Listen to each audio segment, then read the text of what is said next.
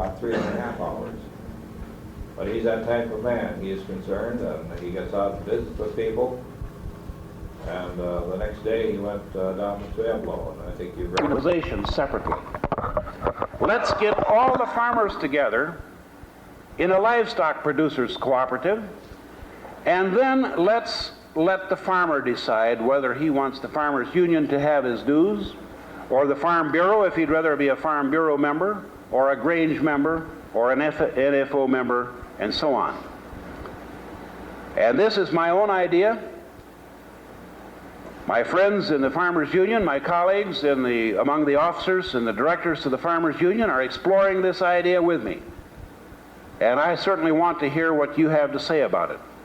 But I think it is possible by this means to leap over all the problems that arise because farmers have different loyalties to different farm organizations, and allow farmers to work together on what we can agree about. And I'm willing to take my chances. I don't care how many Farm Bureau members and Grange members and NFO members there are, along with myself and other Farmers Union members, in a livestock marketing cooperative that bargains for the price for the livestock that my daughter and I are trying to sell in Wisconsin. I think that that'll be a better judgment than the market, controlled by everybody else, could possibly provide. And so that, I think, is a way whereby we might finally get farmers organized in this country. Not overnight. I think we can make it in 5 to 10 years. I think we can begin to get some valuable results as soon as next month when we go to Congress, if we are determined to do it. I think we can get farmers in this country as well organized as they are in Norway and Germany and France and Sweden. And I think that that's the way that we need to do it. Thank you.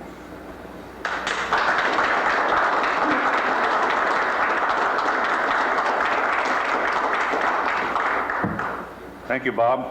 Are there any questions? Now we're going to take about 15 minutes. It's been a great experience, Ben. I've appreciated it. I've appreciated what your state president, Ben here, has, how he has related and how he's talked to me at various times. And corn, $40 a bushel, and dry ground out there. In the middle of June, the 20th of June, is too late to plant corn. Yes, that's, you got a lady in the back here.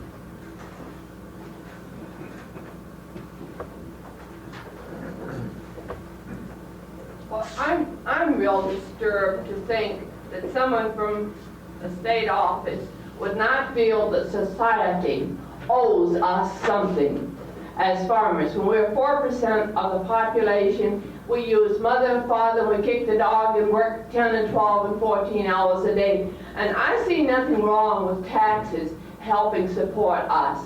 But year after year, we're going behind and we wonder what's going to happen next.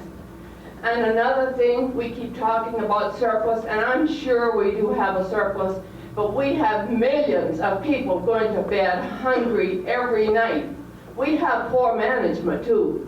And these are the things that are worrying me. But mostly, we never say a word about that airplane that leaves here at Huron or leaves Rapid City or any place else. We subsidize everybody else in the world. And I think farmer, 4% of us, need plenty of help, and we need it now. Or when you get big corporations, you're going to find out what trouble is.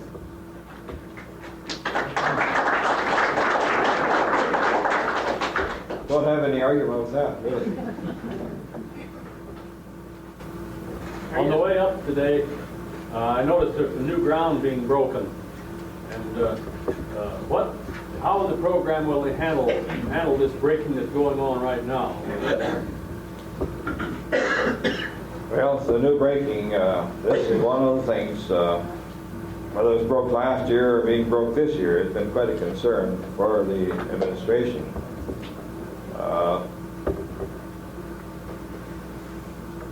The farm is going to have its base established by the planting of 1977. He's not going to be increasing this because there was no crop planted there last year. It'd be the same way with a farm that was in the grass, totally.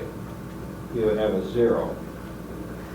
So there would be no set aside necessary, there would be no crops for support, price support, efficiency payments, or target prices.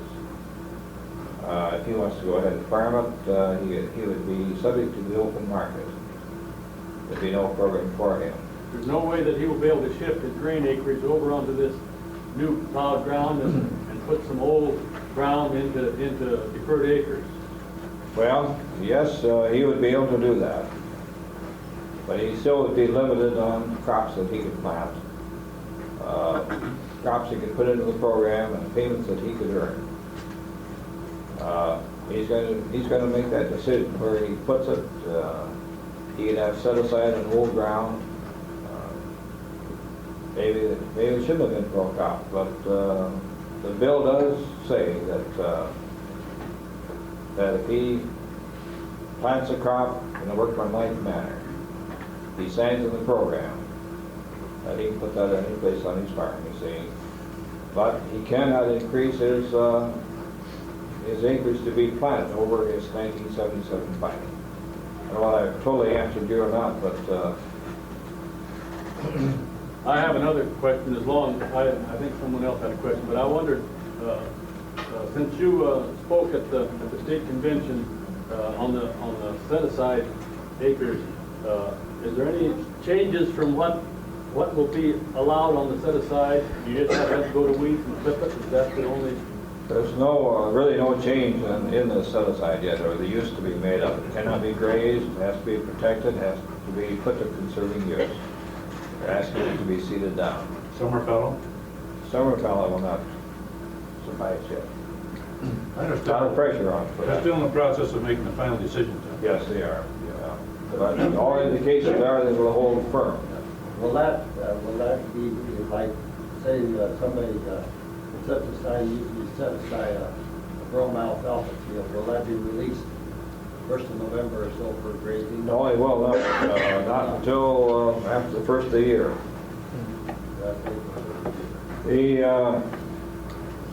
You cannot receive benefit from this set-aside.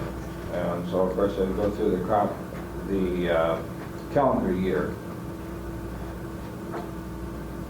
This would be something now that if you establish a conserving use, seeded it back, it could be used for the full 4 years, the same acreage.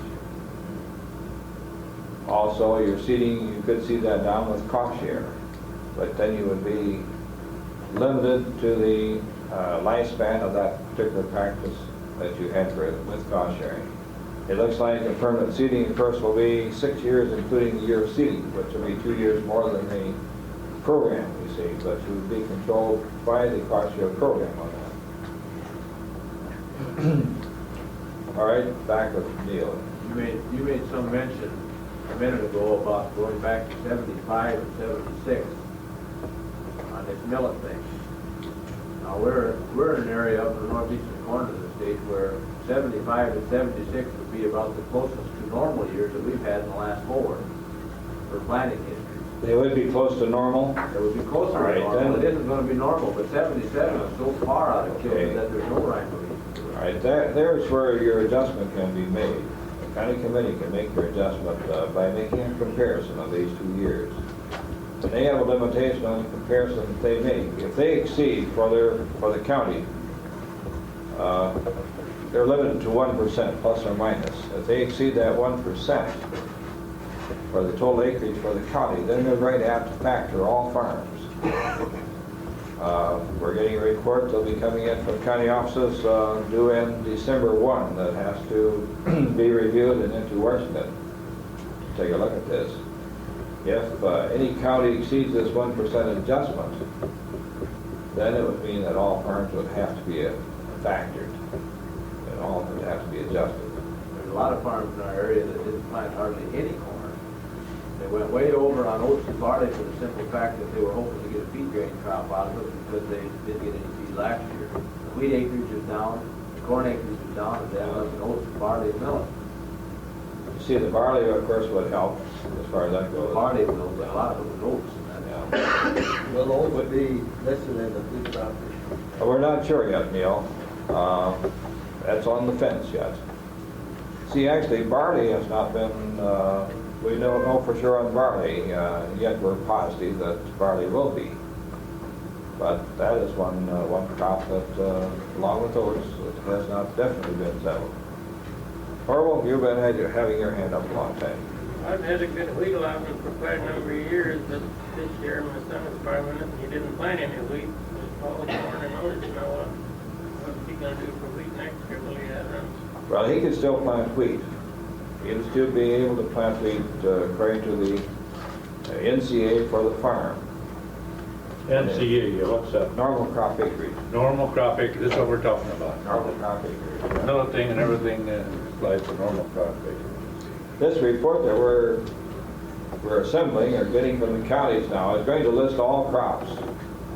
It'll list all the crops out there, so the secretary will have something to look at. I'm sure that is one of the reasons you'd like to see these acreages. Yeah. Wayne, one more question. Like, let's take my own farm, for example. Last fall, we seeded about 30 acres of winter wheat. Due to the drought, the winter wheat all died. Some of it come, some of it didn't come, and it died. This is 76 planting out. Yeah. Okay, but this spring we went in, and some of that I did put into, I believe there's one field I put some millet, one small field. But most of it I seeded oats in. But there was no wheat in it. See what, our hindsight is always better than our foresight. If we would have had that inspected and determined it was real wheat, well, you could have gotten wheat credit for it.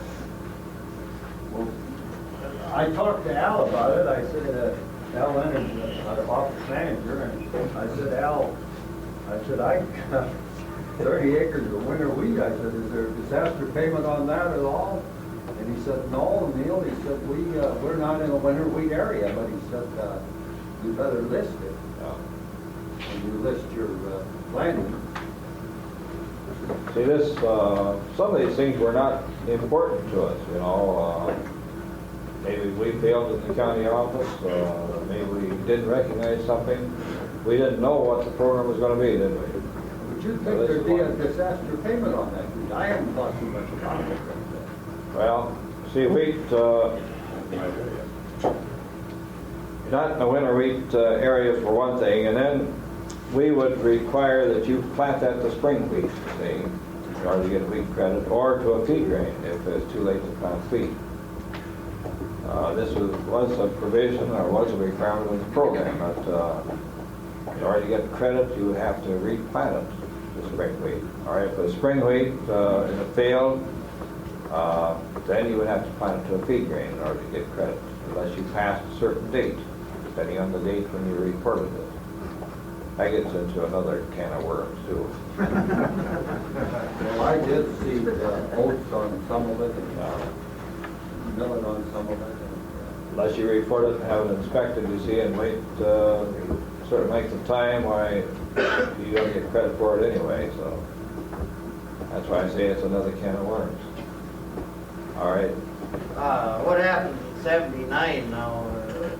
Easier figuring you had 100 acres of wheat in '77. You said 20% of it aside, you plant 80 acres of wheat for 78.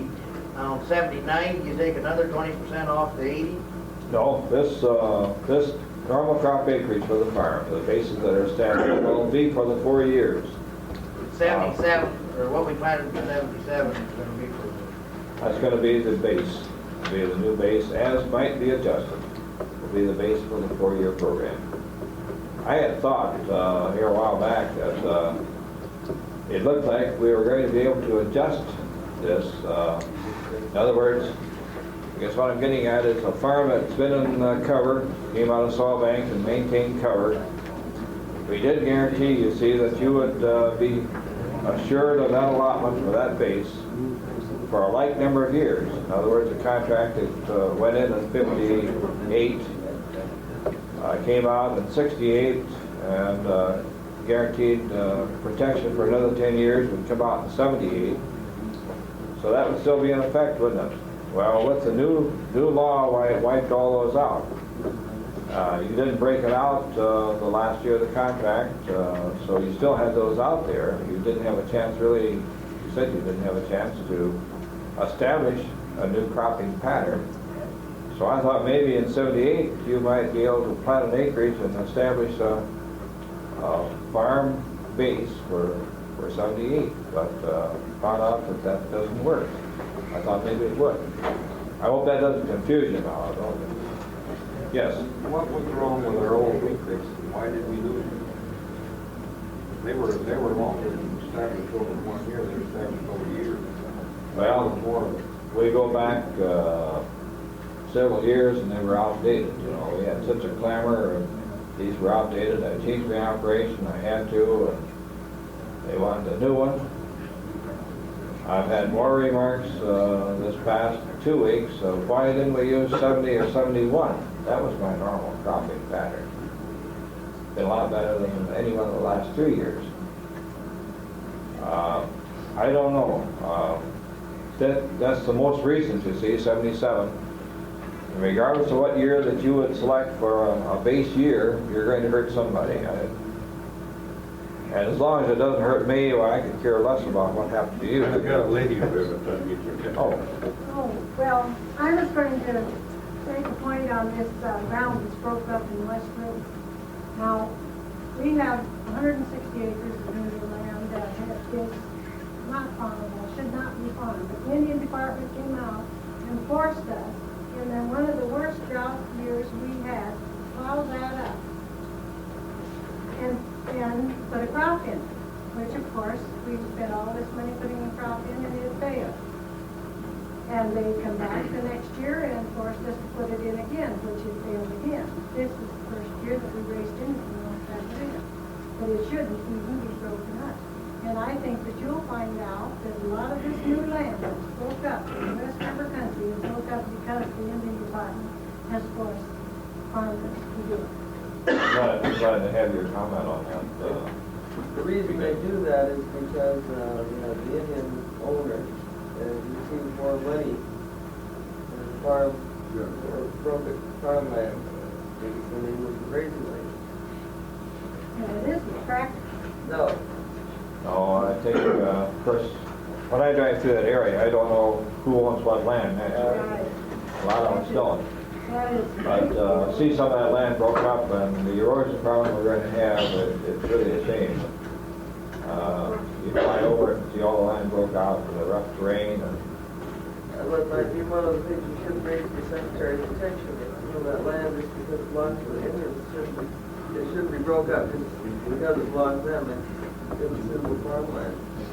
see, this is why one of the fallacies of, I'll say one of the fallacies of the program is the fact that if it was farmed in '77, well, we've got to give them a crop acreage, as might be adjusted by that county committee. Now, county committees can make this adjustment, a downward adjustment on this land. If it couldn't be expected to raise a normal crop, they can make adjustments. But a lot of these people possibly will raise it to clamor. Yeah, a lot of pressure. You break out 600 acres and reduce it to 200, it's going to really throw up a storm, isn't it? But I've always said that if you will take a stand and you're fair on it, in your decision and determination, you don't take advantage of one person by so doing, you're going to have a lot of people support you and you're going to gain peace by it. But it's doing it is hard.